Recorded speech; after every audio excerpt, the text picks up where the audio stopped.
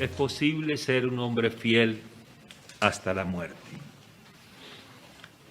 Hace un tiempo un maestro de nuestra iglesia hizo un aporte etimológico de la expresión fe y dijo que fe y fidelidad son de la misma familia y añadió: la fe es la convicción y la fidelidad es la acción. Es decir, que yo soy fiel cuando yo actúo de acuerdo a lo que creo.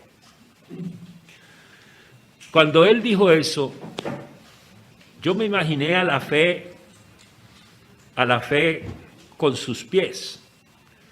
Es decir, que la fidelidad son los pies de la fe. Y recordé aquel texto que dice que la fe sin obras es muerta. Entonces, si estamos de acuerdo con eso, el versículo que leímos al comienzo se pudiera traducir de la siguiente manera: sé un hombre de fe hasta la muerte y yo te daré la corona de la vida. Y fíjense, hermanos, que ya en el Antiguo Testamento se afirmaba esto.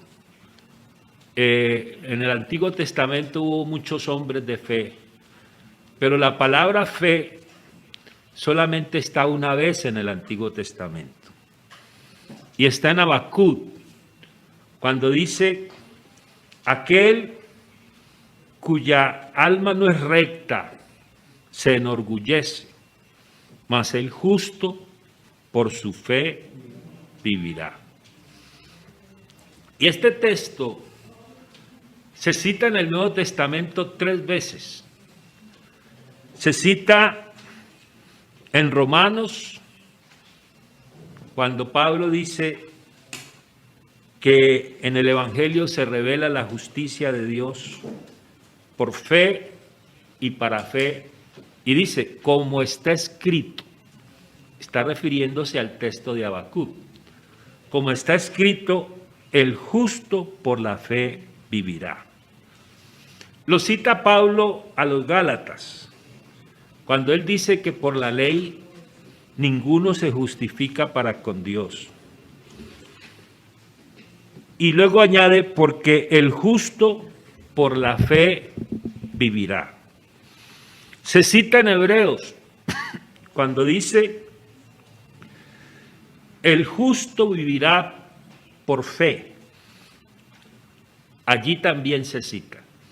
De tal manera que esto es como un axioma bíblico. Cuando yo digo axioma bíblico, estoy diciendo o hablando de algo que no necesita demostrarse, que es evidente por sí mismo. Esos axiomas de los que estamos familiarizados aún en la escuela, cuando nos decían que la línea recta era la distancia más corta entre dos puntos, pues estábamos ante un axioma geométrico. Aquí entonces estamos nosotros ante un axioma bíblico: el justo vivirá por la fe. Fíjense, hermanos, que el texto además marca un asta. Marca un asta. Dice, sé fiel hasta la muerte. Y esa palabra hasta le pone un límite a la fe. Le pone un límite a la fe. Cuando decimos fe siempre, ese siempre tiene un límite. Fíjese usted que también se dice en Efesios, hasta que todos lleguemos a la unidad de la fe y del conocimiento del Hijo de Dios, a un varón perfecto. Yo pensaba en este versículo y asociaba la fe con el conocimiento. Y la verdad que la fe y el conocimiento están muy ligados, porque en la medida en que nosotros conocemos a Jesucristo, nuestra fe crece, nuestra fe aumenta. Pero fíjese usted que la perfección está también ligada a nuestra fe y a nuestra fe en acción, que es nuestra fidelidad. Yo recuerdo que en la Biblia plantea algo y me llama eso poderosamente la atención, que a veces nosotros confundimos la fidelidad con la perfección. Yo hice un ejercicio una vez en un distrito y le pedí a los hermanos que levantaran la mano aquellos que fueran fieles al 100%. ¿Y sabe qué pasó? Ninguno levantó su mano. Nadie fue capaz de decir yo soy fiel al 100%. Entonces les explicaba por qué uno no levanta la mano. Porque uno hace fidelidad igual perfección. Pero fidelidad no es lo mismo que perfección. El Salmo 101, versículo 6, la Biblia dice, mis ojos pondré en los fieles de la tierra para que estén conmigo. Y luego dice, ¿quiénes son los fieles de la tierra? Los fieles de la tierra son los que andan en el camino de la perfección. Entonces luego pregunté, ¿cuántos andamos en el camino de la perfección? Bueno, todos levantaron la mano. Entonces, todos somos fieles en la medida en que andamos en el camino de la perfección, aunque no somos perfectos. Pablo dijo, no que sea perfecto, ni que lo haya alcanzado ya, pero una cosa hago. Y más adelante dice, y los que somos perfectos. Yo inicialmente pensé que había una contradicción ahí, porque por un lado dice que somos perfectos y por otro lado dice que no somos perfectos. Pero en la segunda alusión a la perfección, no está hablando de la perfección absoluta, está hablando de que somos perfectos de camino. De tal manera que la fe tiene un asta y la fidelidad, que es la fe en acción, tiene un asta. Hasta que todos lleguemos. Y fíjese usted que Pablo dice que ahora permanecen la fe, la esperanza y el amor. Estos tres. Pero un día, lo comparto con ustedes, le diremos a la fe y a la esperanza, gracias, señora fe. Gracias, señora esperanza. Hasta aquí ustedes me han acompañado, pero hemos llegado. Ahora estamos viendo al Señor cara a cara. Y ya no necesitamos fe, ya no habrá esperanza, porque el objeto de nuestra fe, el objeto de nuestra esperanza, como cantábamos al comienzo, es estar para siempre con el Señor y verle cara a cara. Entonces, la fe tiene un asta. Ese asta es hasta que el Señor venga o hasta la muerte de un creyente. Pero claro, esa fe se ha convertido en nosotros en un estilo de vida. A nosotros nos vendieron la idea de la Semana Santa y la compramos. Y yo recuerdo que yo era santo esa semana. Y ni siquiera me bañaba porque decían que el que se bañara se convertía en un pez. La verdad que después de que terminaba la Semana Santa, adiós santidad. Pero Dios no quiere una Semana Santa. Dios quiere una vida santa. Lo mismo pasa con la fe. Él no quiere eventos de fe o circunstancias de fe, porque podemos tener una fe circunstancial para que Él cumpla mis deseos, para que me provea los bienes materiales, para que me dé el carro, la casa, me libre de los problemas, me libre de las dificultades. Pero no sé si usted está de acuerdo conmigo, que aunque Él no me sane, yo sigo creyendo en Él. Aunque Él no me dé lo que yo deseo, yo sigo creyendo en Él. Aunque Él no me quite los problemas y las dificultades, yo sigo creyendo en Él. Es decir, que nuestra fe no es una fe eventual, circunstancial, es una fe de 24 horas al día. De hecho, a nosotros nos dicen creyentes. Y yo le pregunto, hermano, ¿cuántas horas al día usted es creyente? Bueno, seguramente que me va a decir las 24 horas al día. Quiere decir que la fe es nuestro estilo de vida. Somos hombres de fe. Somos hombres de fe. Hay un texto bíblico en Juan que corresponde a unas palabras de Jesús. Se las dijo a Marta. Y yo creo que todos hemos leído ese versículo. Cuando el Señor le dice a Marta, yo soy la resurrección y la vida. El que cree en mí, aunque esté muerto, vivirá. Aquí lo que el Señor plantea es que uno debe creer para vivir. Pero luego dice, y todo aquel que vive y cree en mí. Quiere decir que uno vive para creer. Esas dos cosas me llaman a mí poderosamente la atención. Uno cree para vivir, pero vive para creer. Y el que cree para vivir y vive para creer, no morirá eternamente. Y es que lo que somos está determinado por tres cosas. Número uno, ¿en quién creemos? Número dos, ¿qué es lo que creemos? Y número tres, lo que se deriva de las dos anteriores, que es nuestro estilo de vida.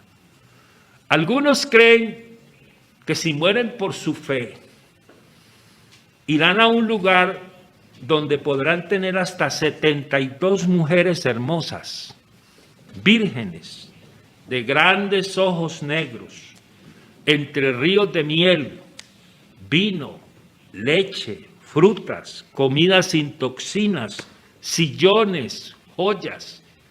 Ellos lo creen. Y por eso actúan como actúan. Por eso se inmolan por su creencia, por su fe. Otros creen que la vaca es un animal sagrado. La consideran la madre de la humanidad. Matarlas es un sacrilegio. Se reza por ellas. Cuando nace hay celebración. Otros, por el contrario, le rinden culto a la naturaleza. Quiere decir que ellos actúan de acuerdo a lo que creen. Es decir, son fieles a sus creencias. Pero nosotros, el centro de nuestra fe es Jesucristo. El contenido de nuestra fe es su palabra. Y nuestro estilo de vida está relacionado con esas dos premisas. Hay algo que la Biblia dice respecto de la fe como doctrina, que yo compartía con los hermanos ahora en la Asamblea de los Estados Unidos, estaba compartiendo con ellos este versículo que dice, ten cuidado de ti mismo y de la doctrina, pues haciendo esto te salvarás a ti mismo y a los que te oyeren. Fíjese, es tan importante. Y estaba mirando este texto y encontraba que la conjunción y cuando dice de ti mismo y de la doctrina, tiene dos usos, el uso disyuntivo y el uso explicativo. Y hay muchas conjunciones y en la Biblia que tienen uso explicativo y algunos le dan uso disyuntivo. Por ejemplo, cuando la Biblia dice el que no naciere del agua y del espíritu, ellos creen que son dos eventos diferentes, como si fueran dos nacimientos o dos nuevos nacimientos, o un nacimiento nuevo que se da en dos momentos diferentes.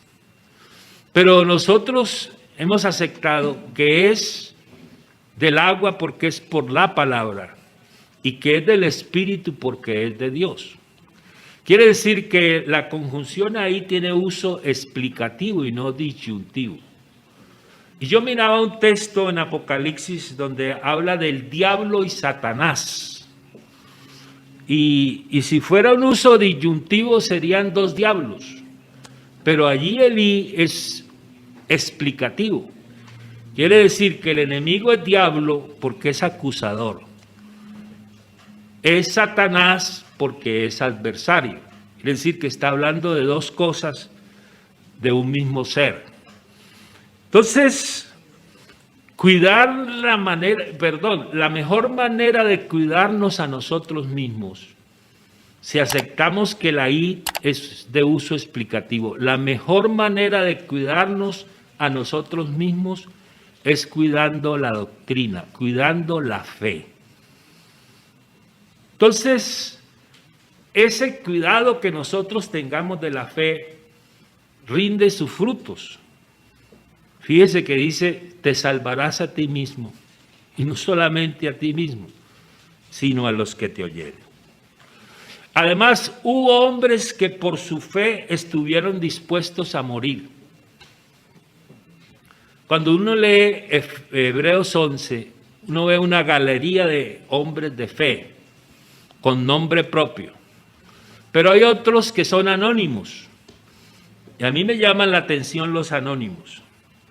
Porque los anónimos, los que Hebreos dice otros, esos otros experimentaron vituperios, azotes, prisiones, cárceles, fueron apedreados, aserrados, puestos a prueba, muertos a filo de espada, anduvieron de aquí para allá cubiertos de pieles de ovejas y de cabras, pobres, angustiados, maltratados, de los cuales el mundo no era digno.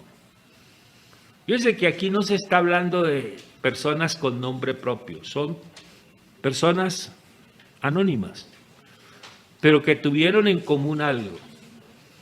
Fueron capaces de enfrentar la muerte por su fe. De manera que es trascendental la fe como un estilo de vida. Es decir, vivir de acuerdo a lo que creemos. Porque la Biblia habla de algunos que niegan la fe. El que niega la fe, dice la Biblia, el que no provee para los suyos y mayormente para los de su casa, ha negado la fe. Y mire lo que dice, es peor que un incrédulo. Algunos apostatan de la fe. El Espíritu dice claramente que en los postreros tiempos algunos apostatarán de la fe. Hay otros que retroceden para perdición. Cuando leímos Hebreos y citamos ese axioma bíblico, el justo vivirá por la fe.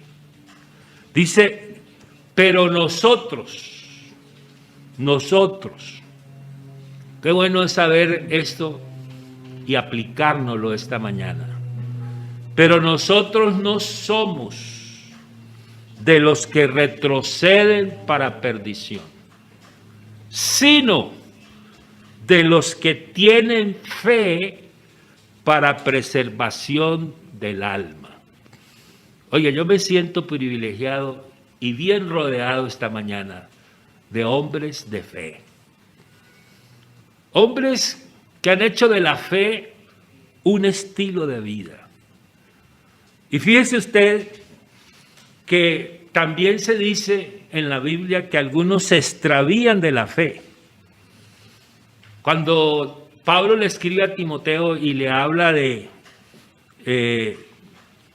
los que quieren enriquecerse, y habla del amor al dinero, que es raíz de todos los males,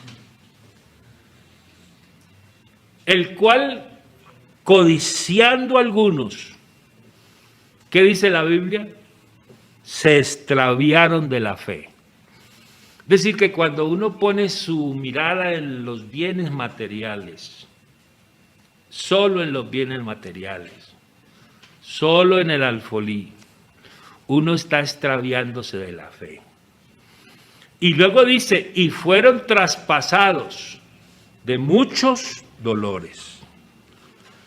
Bueno, gracias a Dios que nosotros no somos esa clase de hombres, de esos que niegan la fe, que apostatan de la fe, que retroceden y que se extravían de la fe. Si los héroes del Antiguo Testamento pudieron mostrar su fe, ¿cuánto más nosotros? ¿Cuánto más nosotros que hemos nacido de nuevo? ¿Cuánto más nosotros que vivimos en el Espíritu? ¿Cuánto más nosotros que tenemos corazón nuevo, espíritu nuevo? ¿Cuánto más nosotros que hemos muerto al pecado y que nos negamos a nosotros mismos? ¿Cuánto más nosotros que hemos rendido y rendimos nuestra vida a Él? ¿Cuánto más nosotros que permanecemos en Él? ¿Cuánto más nosotros que damos fruto del Espíritu? ¿Cuánto más nosotros que hemos sido hechos participantes de la naturaleza divina? ¿Cuánto más nosotros que vivimos bajo su señorío? ¿Cuánto más nosotros que por ser quienes somos y tener lo que tenemos de Dios, no tenemos que hacer ningún esfuerzo para llevar una vida de fe y de fidelidad? Esa fidelidad no es una imposición. No. Esa fidelidad es espontánea. Esa fidelidad surge de nosotros porque el que nos ha hecho fieles no es nuestro mérito, no es por nuestra capacidad, no es tampoco por nuestras habilidades, no, es por la gracia de Dios. Es porque podemos sacar fuerzas de la gracia de Dios. Nuestro andar entonces es espontáneo, no es forzado. No es forzado. El que se esfuerza por creer es que no cree. Pero nosotros no tenemos que esforzarnos por creer. Nuestra fe, nuestra confianza en Dios surge de todo esto que acabamos de decir. Hemos nacido de nuevo. Somos nuevas criaturas. Tenemos corazón nuevo. Tenemos espíritu nuevo. Y todas las cosas que pertenecen a la vida, a la piedad, nos han sido dadas por su divino poder, mediante el conocimiento de aquel que nos llamó por su gloria y excelencia, por medio de las cuales nos ha dado preciosas y grandísimas promesas para que por ellas lleguemos a ser participantes de la naturaleza divina, habiendo huido de la corrupción que hay en el mundo a causa de la concupiscencia. Vosotros también poniendo toda diligencia por esto mismo, añadida a vuestra fe, virtud. La virtud es la fe en acción. Esa es de la cual yo les estoy hablando esta mañana. A la fe virtud a la virtud conocimiento, al conocimiento dominio propio, al dominio propio paciencia, a la paciencia piedad, a la piedad afecto fraternal y al afecto fraternal amor. Porque si estas cosas están en vosotros y abundan, no os dejarán estar ociosos ni sin fruto en cuanto al conocimiento de nuestro Señor Jesucristo. Porque el que no tiene estas cosas, tiene la vista muy corta, es ciego, habiendo olvidado la purificación de sus antiguos pecados. Por lo cual, hermanos, tanto más, procurad hacer firme vuestra vocación y elección, porque haciendo estas cosas,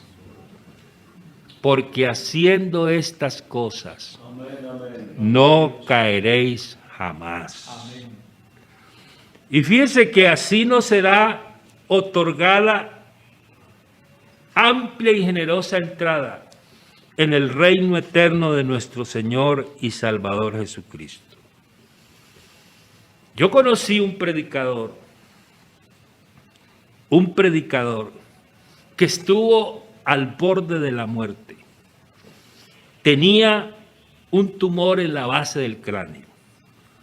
Lo iban a operar, pero ese predicador estaba confiado. Había predicado que el vivir es Cristo y el morir es ganancia. Ese era el momento de certificar lo que ese predicador predicaba. Y eso le daba tranquilidad a ese predicador, le daba seguridad, le daba confianza. Conocí un predicador que cuando salió a las misiones, sus compañeros le llamaron para decirle que estaba despreciando su futuro en Colombia. Conocí un predicador que cuando salió al ministerio, los hermanos le dijeron: se ha vuelto loco. ¿Cómo va a ser para sostener esposa y 4 hijos? ¿Cómo va a dejar un empleo con muy buenos ingresos para ir a un lugar a comenzar obra donde muy pocos creyentes había? ¿Sabe cuál fue el mérito de ese predicador? El único mérito fue creer en la fidelidad de Dios. Vivir lo que creemos es la fidelidad. Conozco predicadores como ustedes que están allá ante sus dispositivos móviles, que quieren terminar esta carrera como aquel que afirmó: yo ya estoy para ser sacrificado y el tiempo de mi partida está cercano. Y dijo, y yo creo que usted se identifica con ese hombre de Dios: he peleado la buena batalla. ¿Sabe que yo me pregunté cuál era la buena batalla? Y uno tiene la tendencia de pensar en todo lo que sufrió Pablo, las afrentas, las dificultades, las persecuciones, los naufragios, los desvelos, los ayunos, los azotes, los peligros entre hermanos, los peligros en la ciudad, los peligros en el campo. Sí, uno tiende a pensar eso. Él dijo: he peleado la buena batalla, he acabado la carrera. Es decir, hay un asta. Ya estoy para ser sacrificado. Pero luego dice: he guardado la fe. ¿Sabe que yo he pensado, lo comparto con ustedes, espero que estén de acuerdo conmigo, y si no, pues no hay problema, seguimos siendo compañeros. Yo he pensado que la gran batalla de todo hombre de Dios tiene que ver con guardar la fe. Ese es el gran desafío diario, de creer en aquel que se ha comprometido con nosotros. He guardado la fe. Por lo demás, me está guardada la corona de justicia. Fíjense que aquí habla de una corona y el texto que leímos habla de una corona. Allá se habla de la corona de justicia y aquí, de la vida, y aquí se habla de la corona de justicia. La verdad, entonces, es que por eso Pablo le dijo a Timoteo, ¿sabe qué fue lo que Pablo le dijo a Timoteo? Pelea la buena batalla de la fe. Eso fue lo que él dijo. Y eso fue lo que hizo Pablo. Pelear la buena batalla de la fe. Y yo creo que estamos llamados todos nosotros a pelear la buena batalla de la fe. Hacer de la fe un estilo de vida. Fíjese usted que Pablo dijo, y esto ya es para ir terminando esta reflexión. Pablo dijo, y creo que usted y yo podemos identificarnos con el apóstol cuando él dijo, con Cristo estoy juntamente crucificado. Y ya no vivo yo, mas vive Cristo en mí. Y dice, y lo que ahora vivo en la carne, lo que ahora vivimos nosotros en la carne, lo vivimos ¿en qué? En la fe del Hijo de Dios. ¿Cómo les parece ese texto, verdad? El cual me amó y se entregó a sí mismo por mí. Es decir, que Pablo dice varias verdades aquí. La primera, que está crucificado con Cristo. La segunda, que se deriva de la primera, ya no vive él. La tercera, que vive Cristo en mí. Y lo que ahora, tiempo presente, vivo en la carne, lo vivo en la fe del Hijo de Dios, amén, el cual me amó y se entregó a sí mismo por mí. Conozco predicadores como ustedes que saben cómo enfrentar al diablo. Y usted dirá, ¿y por qué nos habla del diablo? Bueno, porque es que Pedro dice que él, nuestro adversario, es como león rugiente y que anda buscando a quien devorar. Al cual, ¿a quién? Al diablo. Resistid firmes ¿en qué? En la fe. Quiere decir que si usted quiere resistir al diablo, no haga tanto esfuerzo. De otras cosas, ya el Señor venció al diablo. Pobre diablo, está vencido. Nos entregó un enemigo vencido. Pero aquí este texto nos está hablando de la fe como una manera de estar firmes contra cualquier acechanza. En la fe, firmes en la fe. Entonces, hermanos queridos, seamos hombres de fe hasta la muerte. Que nos muramos creyendo. Nosotros una vez fuimos a visitar a un hermano que tenía una enfermedad terminal después de un ayuno y llegamos con caras tristes, acongojados. Y cuando el hermano enfermo nos vio, dijo, ¿ustedes por qué están tristes? Ustedes deberían estar alegres, porque yo me voy a encontrar con mi Señor. Oiga, nos dio una lección, ¿verdad? Nos dio una lección. Y eso es verdad, hermanos. Debemos de tener fe hasta el día de la muerte. Fe hasta la muerte. una vida de fe. La fe, un estilo de vida. Yo pongo mi dedo sobre todos estos textos que he citado, sobre todas estas verdades bíblicas, y me digo a mí mismo, Fernando, es posible ser un hombre de fe hasta la muerte. Porque entre otras cosas, el Señor despliega su poder para guardarnos sin caída. Hermanos, que Dios les bendiga y les guarde.